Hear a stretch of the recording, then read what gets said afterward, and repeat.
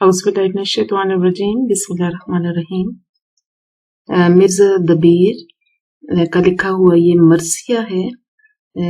अजीज तुलबा, आपको ये बात पता होना चाहिए कि मरसिया जो है इसका मतलब ये होता है, ये नज्म की एक ऐसी शक्ल होती है जिसमें शायर वफात पाए हुए कुछ बड़े लोगों की मिदा करता है, यानी तारीफ बयान करता है और उसमें उनका किरदार, शख्सियत, कारनामे और अगर उन्हें शहीद किया गया है तो वो शहादत का रुतबा, उनका मकाम, मर्तबा और दुनिया में उनका क्या क्या हैसियत थी वो बयान करता है शायर मरसिये में। तो मरसिया और कसीदा दो नज़में इस किस्म की हैं कि मरसिया में वफात पाए हुए शख्स और कसीदा में किसी जिंदा शख्स की तारीफ और तौसीफ बयान की जाती है। और कसीदे का अमूमन मकसद ये हुआ करता है कि शायर जो है वो किसी बड़े शख्स से अपना कुछ मायनी मतलब भी चाहता है। जब उसकी तारीफ बयान करता है शायरी में तो फिर आखिर में वो अपना मद्दा बयान करता है कि मुझे आपसे इस चीज की हाजत है। अमूमन बादशाहों वगैरह के लिए कसीदे लिखे जाते थे और अभी भी बाज लोग कुछ बड़े लोगों के लिए लिखा करते हैं। तो शहादत हजरत अली असगर रजी अल्लाह ताला अन्हु पर लिखी गया ये एक मरसिया है। मिर्जा दबीर ने लिखा है, जो कि मरसिया निगारों में एक बुलंद मकाम रखते हैं। तो आइए हम इसे पढ़ते हैं। हाथों पे ले कि उसको चले शाह करबला और साथ साथ गोद को खोले हुए कज़ा। लिखा है धूप तेज थी और गर्म थी हवा, असगर पे माँ ने डाल दी उजली से एक रदा। चादर न थी वो चेहरा पर आबुताब पर, टुकड़ा सफेद अब्र का था आफताब पर। पहुंचे करीब फौज तो घबरा के रह गए, चाहा करे सवाल पे शर्मा के रह गए। गैरत का रंग फक हुआ थर्रा के रह गए, चादर पिसर के सर से सरका के रह गए। आंखें झुका के बोले कि ये हमको लाए हैं, असगर तुम्हारे पास गरज लेकर आए हैं। अजीज तुलबा, जब भी हम वाक़या करबला में हजरत इमाम हुसैन रज़ी अल्लाह ताला अन्हु के खानवादा यानी कि उनके खानदान के अफराद को बतौर मरसिया के पढ़ते हैं, मरसिया में उनका हाल पढ़ते हैं, उस वक़्त जब उनकी शहादत हुई, तो फिर हमें चाहिए कि हम वाक़या करबला का पूरा पस मंज़र हमारे जहन में होना चाहिए। हज़रत इमाम हुसैन रज़ी अल्लाह ताला अन्हु का शख्सियत और किरदार और इसके अलावा आप सल्लल्लाहु अलैहि वसल्लम की जिंदगी में आपके खानदान, आपकी वालिदा मोहतरमा हजरत फातिमा रज़ी अल्लाह ताला और हजरत अली रज़ी अल्लाह ताला अन्हु के बारे में मुख्तसर तारुफ आप लाजमी देंगे। और इस किस्म की जो नज़में होती हैं उसमें तशरीह में नंबर लेना बहुत आसान होता है। आप वाक़या करबला को लिखें, नबी पाक सल्लल्लाहु अलैहि वसल्लम के खानदान के बारे में लिखें, आपकी प्यारी बेटी हजरत फातिमा रज़ी अल्लाह ताला अन्हु और उनके खानदान के बारे में लिखें, और फिर वाक़या करबला क्यों हुआ, कैसे हुआ, कहाँ हुआ, उसके बारे में लिखें, किससे हुआ, क्या इस कॉन्फ्लिक्ट या इस झगड़े के पीछे वजूहात क्या थी, वो लिखें। तो आप बहुत आसानी से नंबर हासिल कर सकते हैं, क्योंकि जितने भी मरसिये होते हैं अक्सर उसमें एक मंजर निगारी मुसलसल चल रही होती है। तो जब तक आप पस मंजर नहीं लिखेंगे तो फिर आपको अच्छे नंबर नहीं मिल सकते। तो यहाँ पर भी हम देखते हैं कि वाक़या करबला में जब वो करबला के मैदान में थे हज़रत इमाम हुसैन रज़ी अल्लाह ताला अन्हु, तो वो अपने सबसे छोटे बेटे हज़रत अली असगर को लेकर मैदान जंग में उतरते हैं और वहां से वो आपके लिए पानी मांगना चाह रहे थे। तो ये जो दो बंद हैं, अभी फिलहाल मैं आपको इसकी तशरीह बताती हूँ, फिर हम साथ आगे ही निकलते चले जाएंगे। तो आप लाजमी बताइएगा कि हजरत अली असगर का जो नाम था, उनका नाम हजरत अब्दुल्ला रजी या अली असगर था और सैयद शुहदा कहलाते हैं। हजरत इमाम हुसैन रज़ी अल्लाह ताला अन्हु और उन आपके बेटे थे। आपकी वालदा का नाम रुबाब था। और ये हम ये देखते हैं कि حضرت علی اصغر کو پھر شہید کر دیا جاتا ہے۔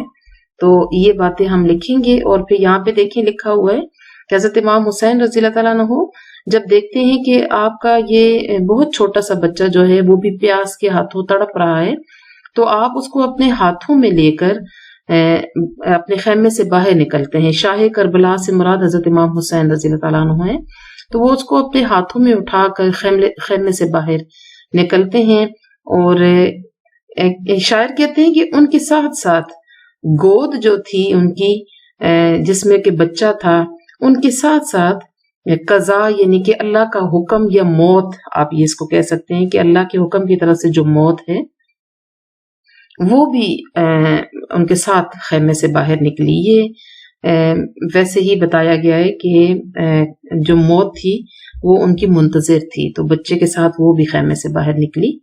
لکھا ہے دھوپ، کہتے ہیں کہ اس دن بہت تیز دھوپ تھی، بہت گرم ہوا تھی، اور یہی وجہ ہے کہ ماں نے علی اصغر پر، جو کہ ایک ننھے سے بچے تھے، اپنی اجلی صاف ستھری سفید چادر جو تھی، ردا چادر ہے، اس کے اوپر ڈال دی تاکہ دھوپ اور گرمی سے بچے کو بچایا جا سکے۔ کہتے ہیں کہ وہ یہاں پر مبالغہ آرائی بہت زیادہ ہوتی ہے، تو مبالغے کا مطلب ہوتا ہے جب شاعری میں تھوڑا جھوٹ شامل کیا جاتا ہے۔ جھوٹ سے مراد وہ جھوٹ نہیں ہے بلکہ یہاں پر لفاظی ہوتی ہے کہ ہم کیسے اپنے الفاظ کو آگے بڑھا دیتے ہیں، اس کو بڑھا چڑھا کر بیان کر رہے ہوتے ہیں، تو اس کو ہم لفاظی کہتے ہیں۔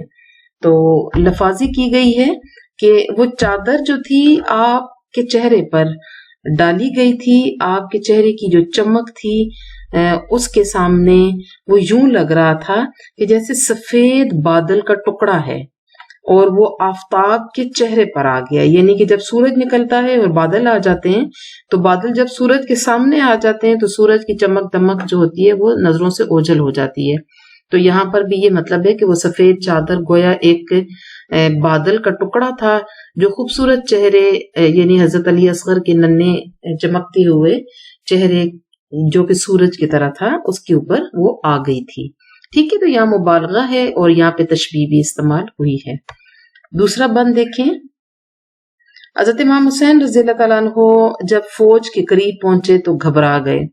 یہاں پر گھبرانے سے مراد ان کا ڈرنا نہیں ہے، نہ کوئی خوف اور ڈر ہے، بلکہ یہ دیکھیے آگے، چاہا کرے سوال پہ شرما کے رہ گئے، یعنی وہ شاہ دو جہاں حضرت امام حسین رضی اللہ تعالیٰ عنہ نبی پاک صلی اللہ علیہ وسلم کے جگر گوشے، اتنی بڑی شخصیت، وہ جب فوج کے سامنے بچے کو لے کر جاتے ہیں تو وہ شرما جاتے ہیں، انہیں شرم آ جاتی ہے کہ میں ان لوگوں سے پانی مانگوں۔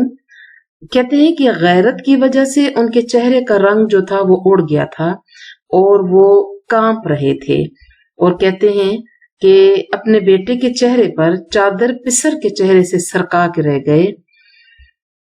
تو کہتے ہیں کہ حضرت امام حسین رضی اللہ تعالیٰ عنہ حضرت علی اصغر کے چہرے سے چادر کو تھوڑا سا ہٹاتے ہیں، اور ہٹاتے ہوئے وہ شرما کے، گھبرا کے، اور یہ سوچ کے کہ میں ان لوگوں سے پانی مانگنے آیا ہوں، وہ عجیب سی ایک حالت میں مبتلا ہو جاتے ہیں۔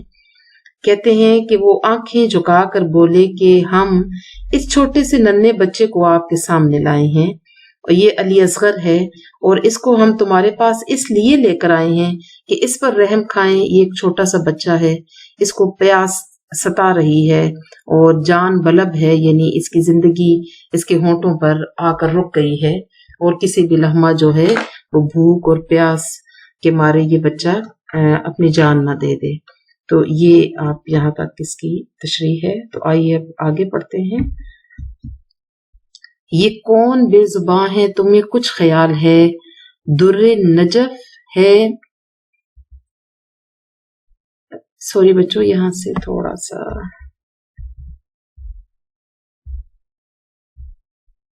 لو مان لو تمہیں قسم ذوالجلال ہے، یثرب کے شہزادے کا پہلا سوال ہے، پوتا علی کا تم سے طلبگار آب ہے، دے دو کہ اس میں ناموری ہے ثواب ہے۔ کہتے ہیں آپ جا کے فوج کو کہتے ہیں کہ تمہیں پتہ ہے کہ یہ چھوٹا سا بچہ یہ بے زبان بچہ جس کی ظاہر عمر ابھی اس قابل نہیں ہے کہ وہ بول سکے، کیا تم جانتے ہو کہ یہ کون ہے؟ یہ بے زبان بچہ کون ہے؟ کیا تمہیں کوئی اس کا خیال اور لحاظ ہے کہ یہ کون ہے؟ یہ نجف کا موتی ہے اور یہ ہمارے گھرانے کا لال ہے، یعنی بہت پیارا بچہ ہے۔ نجف اور لال دو قیمتی موتی ہوتے ہیں۔ کہتے ہیں کہ اے لوگو، اے ظالم لوگو، مان لو تم ہمیں پانی دے دو، تمہیں اللہ کی قسم ہے، ذوالجلال کا مطلب ہے اللہ تعالیٰ کی قسم ہے تمہیں، کہ تمہیں پتا ہے کہ یہ مدینہ کے شہزادہ ہے، اور اس کا یہ پہلا سوال ہے کہ یہ میں آپ سے پہلا سوال کر رہا ہوں، پہلی کوئی چیز مانگ رہا ہوں۔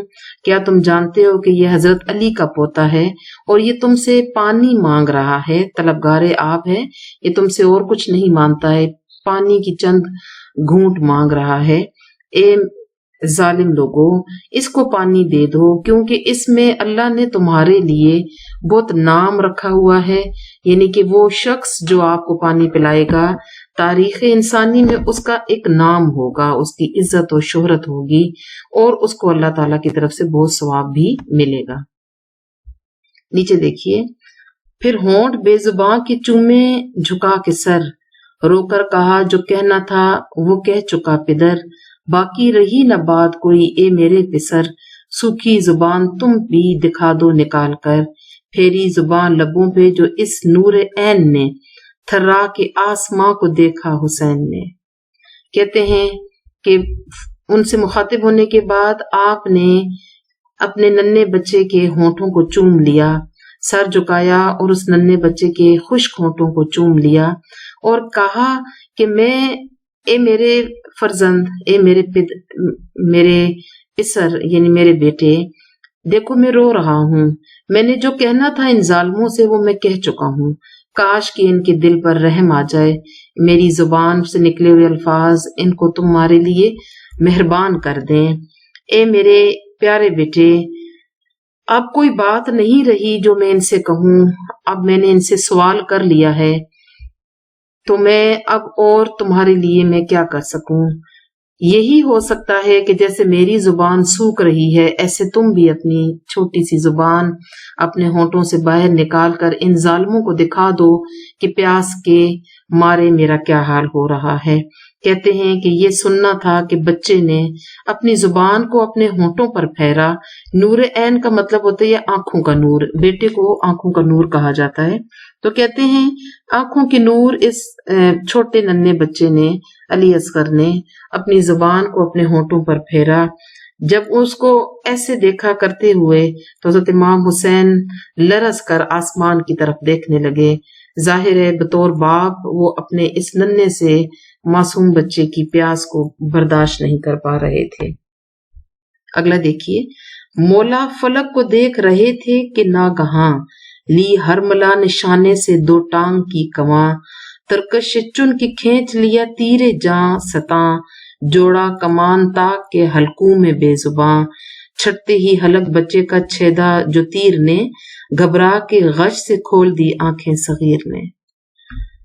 کہتے ہیں کہ اسی لمحے حضرت امام حسین رضی اللہ تعالیٰ عنہ آسمان کی طرف دیکھ رہے تھے کہ اچانک فوج کے لشکر میں سے ہرملہ نے اپنے شانے سے ایک تیر نکالا۔ میں آپ کو بتاؤں بچوں کہ تیر ایک تو ہم نے دیکھا ہے، جیسے ابھی اس وقت اسکرین پر میرا کرسر جو ہے اس کی بھی شکل جو ہے کہ تیر کے منہ کے جیسی ہوتی ہے، آپ کو اکثر پتہ ہی ہے، کمپیوٹر کی اسکرین پر آپ کو نظر آتے ہیں۔ مگر اس طرح کے تیر کے علاوہ بھی میں آپ کو بتاؤں کہ بہت سے تیر مختلف قسم کے بنائے جاتے ہیں۔ جو تیر حضرت امام حسین رضی اللہ تعالیٰ عنہ اور ان بچوں پر استعمال کیا گیا تھا، ان کے خاندان پر، وہ 2-2 3-3 اور 4-4 منہ والے تیر تھے۔ وہ ایسے تیر ہوتے ہیں جو بہت سخت جان قسم کے جانوروں کو مارنے کے لیے استعمال ہوتے ہیں۔ تو یہاں پر ہرملہ نے اپنے شانے سے وہ تیر نکالا جس کے آگے جو ہے وہ 2 قسم کے منہ بنے ہوئے تھے۔ اس نے تیروں کے تھیلے سے، اس کو ترکش کہتے ہیں، چن کے وہ تیر نکالا جو بہت سخت جان جانوروں کو مارنے کے لیے یا کسی سخت دشمن کو مارنے کے لیے استعمال کرتے ہیں. حالانکہ اس کے مد مقابل ایک چھوٹا سا بچہ تھا. اس نے کہا کہ اس نے کیا کیا کہ تیر کو اپنی کمان کے اندر رکھ کر جوڑا، نشانہ لیا، تیر کو کھینچا اور اس بے زبان بچے کے حلق کے اوپر دے مارا.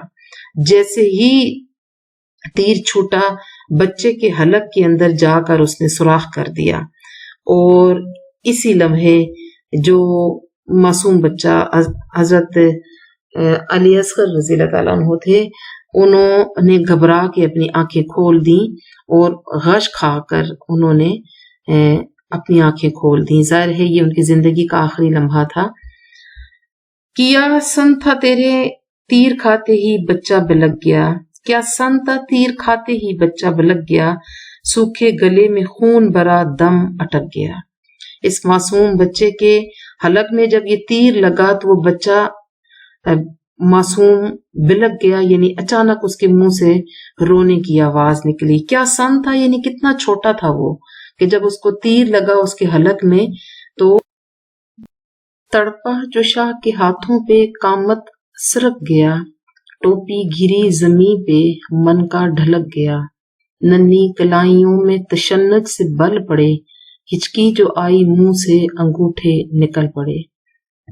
کہتے ہیں کہ جیسے ہی حلق میں تیر لگا تو بچہ تڑپنے لگا. حضرت امام حسین رضی اللہ تعالیٰ عنہ آسمان کی طرف دیکھ رہے تھے، شاید اپنے اللہ سے مخاطب تھے، ان سے فریاد کر رہے تھے کہ آپ کے ہاتھوں پہ جیسے ہی بچہ تڑپا تو آپ نے دیکھا کہ اس کی ٹوپی زمین پر گر پڑی اور اس کی گردن کا جو منکا ہے وہ ڈھلک گیا. منکے کا مطلب ہوتا ہے گردن کے اندر ہڈی جو گردن کو باقی جسم کے ساتھ جوڑے رکھتی ہے. جب یہاں پر تیر لگا تو سر اور جسم کے درمیان کی جو ہڈی جو رابطہ تھا وہ جو ہے وہ ٹوٹ گیا، تو بچے کا سر جو ہے نا ایک طرف ڈھلک گیا اور جان نکل رہی تھی. تو ننھی کلائیوں میں یعنی ہاتھوں میں تشنج یعنی کہ کانپنے جیسی کیفیت پیدا ہوئی، جیسے کہ جان نکلتی ہے جب کسی کی تو اس کا جسم کانپنے لگتا ہے. تکلیف کے ہاتھوں موت جب قریب آ گئی، موت آ گئی بچے کو، تو وہ اس کا جسم کانپنے لگا، اس کے ہاتھ پاؤں کانپنے لگے. پھر اس کے حلق سے ایک ہچکی نکلی، اور جو انگوٹھا بچے نے، معصوم بچے نے اپنے منہ میں ڈال رکھا تھا، جب اس کو موت آ گئی تو سارا جسم بے جان ہو گیا، تو اس کے منہ سے اس کے انگوٹھے بھی نکل پڑے. یعنی جب اس کو تیر لگا اس کی گردن کے ہڈیاں ٹوٹ گئیں اور اس کی ٹوپی جو سر پہ تھی معصوم بچے کی وہ زمین پہ گرک گئی. وہ تڑپنے لگا، اس کے جسم، ہاتھوں، پیروں میں، کلائیوں میں کانپنے کی کیفیت پیدا ہو گئی، اور پھر اس کی زندگی کی آخری ہچکی ہوئی، اس کے منہ سے ادا ہوئی. اور پھر وہ جو انگوٹھا تھا اس کے منہ میں، جیسے کہ عموماً آپ نے دیکھا ہوگا چھوٹے بچوں کو جب بھوک لگتی ہے تو اپنے منہ میں اپنے انگوٹھے دے لیتے ہیں، تو وہ انگوٹھا بھی اس کے منہ سے نکل پڑا، کیونکہ اب اس کے بعد وہ زندہ ہی نہیں تھے. اللہ کا حکم تھا کہ اللہ تعالیٰ نے اس چھوٹے سے بچے کو بھی شہادت کے رتبے پر فائز کیا. اگلا دیکھیے، منہ آسمان سے شاہ نے پھرایا کہ کیا ہوا، دیکھا نشانہ تیر کا وہ بے خطا ہوا، یعنی دوچار حلق سے تیرے جفا ہوا، بچہ تڑپ رہا ہے لہو میں بھرا ہوا، آنکھیں پھرائے دیتے ہیں تیور بدلتے ہیں، آگے تو دودھ اگلتے تھے اب خون اگلتے ہیں. کہتے ہیں حضرت امام حسین، یہ چند لمحوں کی بات تھی، جیسے ہی آپ نے آسمان کی طرف دیکھا، اس سے مخاطب ہو رہے تھے لشکر سے، آپ نے آسمان کی طرف دیکھا، اسی لمحے میں اس نے تیر چھوڑا اور بچے کے حلق میں آ کر وہ پھنس گیا اور اس کی زندگی ختم ہو گئی. کہتے ہیں کہ جو آسمان کی طرف دیکھ رہے تھے حضرت امام حسین، انہوں نے ایک دم نیچے دیکھا کہ میرے گود میں یا میرے بازوؤں میں جو بچہ تھا اسے کیا ہو گیا ہے، کہ یہ کیا ہوا ہے، اس کو میں دیکھوں. تو کیا دیکھا انہوں نے کہ بچے کے حلق کے اندر تیر لگا ہوا ہے اور وہ نشانے پر لگا تیر اور آ کر اس بچے کی زندگی کو لے گیا.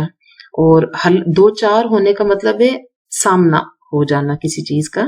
کہتے ہیں کہ بچے کے حلق سے تیر جا لگا، یعنی اس کا سامنا حلق سے ہوا. اور یہ تیر جفا کا مطلب ہے یعنی ظلم کا تیر جو بچے پر بسایا گیا، کیونکہ دنیا میں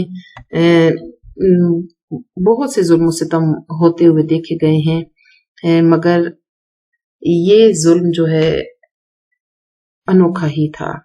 تو یہاں پر دیکھتے ہیں کہ تیر جو تھا ظلم و ستم والا بچے کے حلق میں جا لگا تھا. بچہ تڑپ رہا تھا، لہو میں بھرا ہوا تھا، اور اس کی آنکھیں پھر گئی تھیں، اور اس کے چہرے کے جو انداز تھے، تیور تھے، چہرے کے تاثرات تھے، وہ بھی بدل گئے تھے. کیوں ایسے ہوتا ہے؟ ایسے تب ہوتا ہے جب انسان کو موت آ جاتی ہے. تو کہتے ہیں کہ یہ بچہ جو چھوٹا سا تھا، پہلے اس کے منہ سے دودھ نکلتا تھا، اب وہاں سے خون نکل رہا تھا. آپ نے یہ بھی دیکھا ہوگا کہ بہت چھوٹے بچے جب دودھ پیتے ہیں تو اس کے بعد جو دودھ ہضم نہیں ہوتا تو اکثر ان کے منہ سے دودھ اگلتا رہتا ہے، باہر نکلتا رہتا ہے، اور ان کی مائیں اس کے